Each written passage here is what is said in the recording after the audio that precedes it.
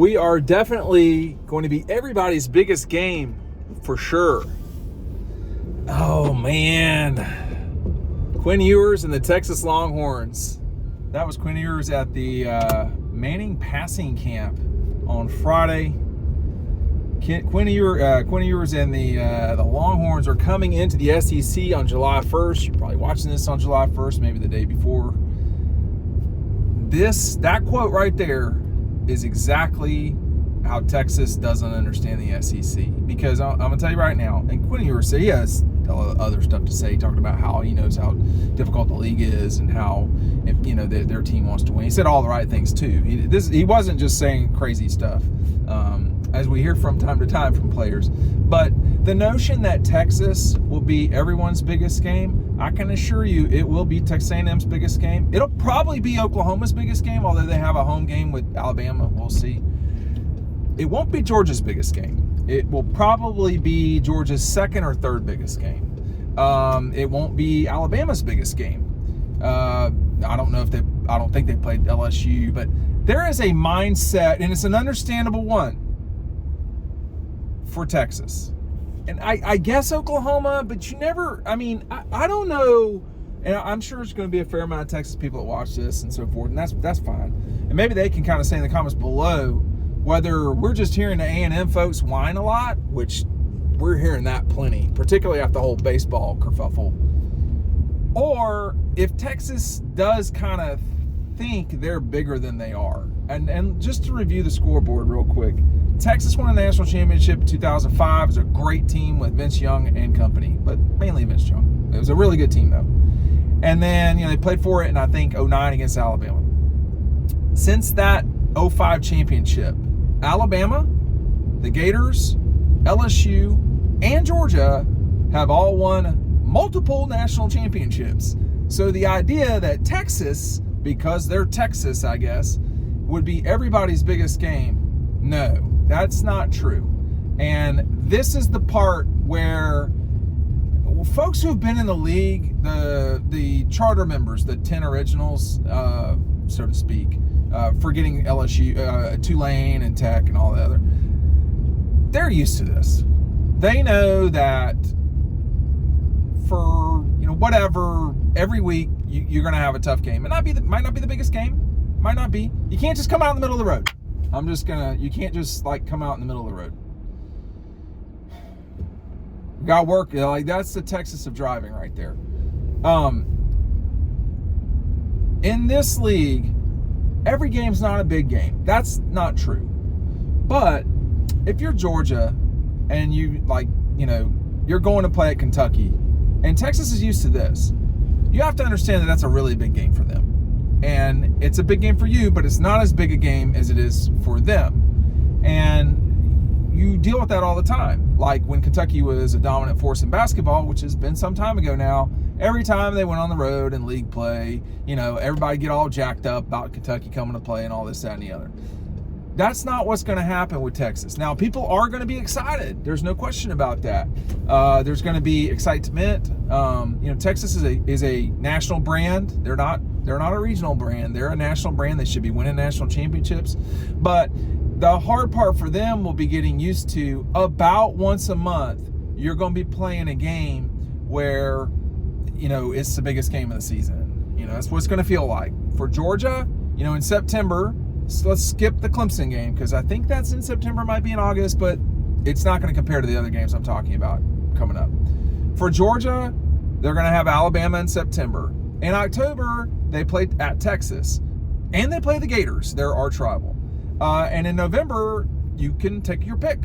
It can be Tennessee at home. It can be Tech at home. Or you could follow that up with the SEC Championship, which is technically in December. But about once a month, you get these massive clashes. And by the way, you have to navigate the landmines that are playing at South Carolina, playing in Columbia, or playing in Lexington, or a noon kick against State or Kent State, So that, I think the navigation part Texas understands. They don't understand the other stuff. And please don't come on here talking about how you do, because you don't. You've never been in this league. We've seen with Nebraska, Miami, enter the name of anybody going into a new league. You have to get used to it. It takes some time. And sometimes you never recover. Miami and Nebraska come to mind. I mean, Texas A&M is not, Texas A&M has never won the division over there. And, that's what it is.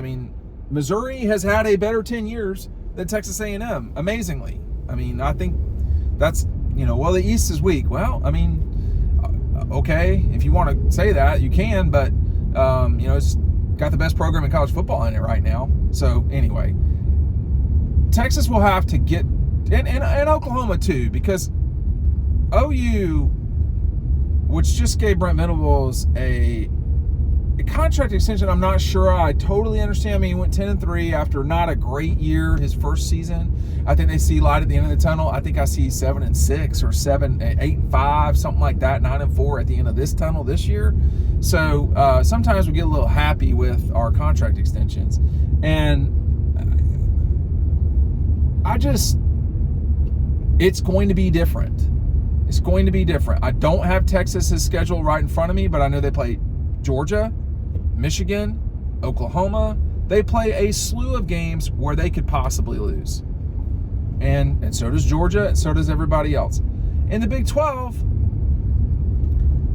in the Big 12, you've always got the Oklahoma, just from the Texas perspective, you always have the Oklahoma game. Like, dumb stuff happens in that game. Like, Texas there was no explanation for them losing to that game this year. They had no business losing that game. And I don't know about many times, but plenty of times, like Charlie Strong winning that game. There are times in that game, that rivalry, Texas and OU, where like the better team does not win. Usually, in rivalry games in the SEC, the better team wins. Usually. Not every single time, but usually. Red River rivalry, that's been a little bit of a dice throw here lately. I've gotten off the subject with that whole thing. But you basically had Texas and OU, and like if Baylor was really good, like they were in 19 and they won the league, and they went to the Sugar Bowl, and then Georgia sort of just like patiently dismantled them. In 2000, and so when Oklahoma State was good, or Kansas State, that's not the same. Like we saw what Georgia did to Baylor. We saw what Alabama did to Kansas State. We saw what Texas did to Georgia. We also saw Oklahoma can't win a big game. Outside of the Big 12, they can't seem to in the last decade. So, is that the same case with Texas? Texas should be good. But Texas is, I mean that in a that's like a flat statement. I'm not like running anybody down. Texas should be really good. That's not been the case for a while, for 14 seasons, I would say, maybe one or two, well, probably two in that. We saw that. We saw the appearance in the Sugar Bowl. Well, both of them were Sugar Bowls. So, but Texas should be good. But they're not going to be the biggest game for everybody every week. They're not. They're just not. Is that Michigan's biggest game? I don't think so. Is it Georgia's? I can confirm it is not Georgia's. So they're not everybody's just by those two alone. It will be Texas A&M's biggest game. I don't see how it's not Oklahoma's, but I'll listen to the argument. But it's the notion, and young guys do this. I'm not running yours down, and I got really nothing bad to say about him. But he's that's like Dabo talk, like or when Nolan Smith's talking about how people are talking about we're going to be 7-5. It's just gibberish. It's not real. What Texas is a legitimate candidate to win the league, therefore a legitimate candidate to win the conference, to win the national championship. They are, they have a very good quarterback. They're returning a lot. They've lost guys, but who hasn't? And they are a legitimate threat to win the national championship. They would have to navigate a brand new situation. They do have the most favorable of the two coming in. They do have the most favorable situation in terms of schedule. They're hosting Georgia. The OU game is in Dallas. They got to go to Michigan, but that's not a conference game. They got to go to A&M. That's not great. But, they probably should beat A&M, even on the road. Probably. I'd like to see everybody play before I make all these hot take, bold decision or statements, but you don't hear Georgia kids saying that we're everybody's biggest game of the year. I can't remember the last time I heard guys from LSU and Alabama say that. It's not a common thing around here, because you do in this league. You have I've always called it, the Big Six, the traditional SEC powers, which are Bama, Auburn, Georgia, the Gators, LSU, and Tennessee. That has been the crux of the league. In any league Texas has been in, whether you talk about Southwest Conference, which they were the only one. Let's just be honest. SMU, Baylor, they wasn't, no.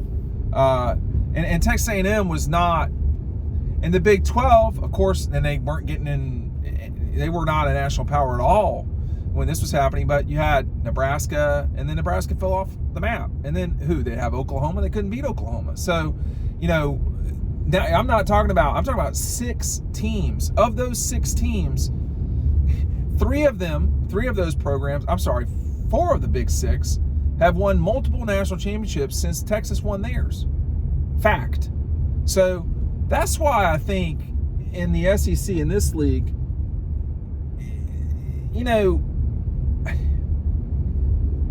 it's like, all right, you beat whoever, you still got to play Auburn, or you still got to go to Neyland, or, you still have the SEC championship game and you're not playing Kansas State, or you're not playing Baylor, and I'm not, I'm not trying to run them down, but they're not the same thing as an SEC championship game against LSU, Alabama, or Auburn. That's not the same. Or, playing the Gators or Georgia in the SEC championship game. It's not the same. So Texas may well get, and have a great season. I would not be surprised if they should be in the playoff. And they take it from there. But there's a learning curve here. And part of the learning curve is eliminating this notion that, your team is the team everybody can't wait to play. Everybody, it's their Super Bowl. Yeah, it's not. But there is a notion of that's out there. And, I got the ice cream man on my back. You also have to understand that, you're not playing Texas Tech, who is really good but can't beat you, or whatever. You're playing Ole Miss, Missouri, Alabama, Tennessee, and you don't know which of them is going to make a top 15 run that year. You don't. And that's the hard part about the SEC. I remember when the 2022 schedule came out, and I was like, man, the Gators and Tennessee back-to-back, that's going to be tough. And everybody was like, Tennessee is trash, They were number 1 team in the country when they came to Athens. You just don't know. You just don't know. In 2021, here comes Kentucky, top 11 Kentucky. Last year in 23, here's Mizzou coming in. They finished top 10. Ole Miss finished top 10. Alabama, Georgia. It's part of the DNA. It's just what it is. And so when not half the league, but the top quarter of the league is finishing in the top 10, that's not the Big Ten. That's not the ACC. And it sure as hell is not what was left of the Big 12. And so the Texas, we're Texas. Georgia's fallen into that trap in the past too. And sometimes don't back out into me, man. Use your mirrors. It's okay. They're there for a reason. Schools fall into this trap. Powerful schools, LSU, Georgia, and to some degree Texas. We're Texas or we're Georgia, and that means things will just magically get figured out. No, they won't. You have to go do the work. And as Texas has seen too, one good season does not make a coach. I think Sark is better than that, but one good season does not make a coach. And it's got to be, kind of all the time. And we will see what happens. This is not me saying that Georgia-Texas is not a big game. It's a huge game. It's probably number 2 or 3. It is. This is not me saying that Texas is trash. This is not me saying that Ewers is trash. This is not any of that stuff. It's not. It's just me saying, hey, you're not the big dog all the time in this league, because nobody is. That's just how it goes. Hey, go visit Red Zone in Athens. We'll see you on the next video. Thanks for watching.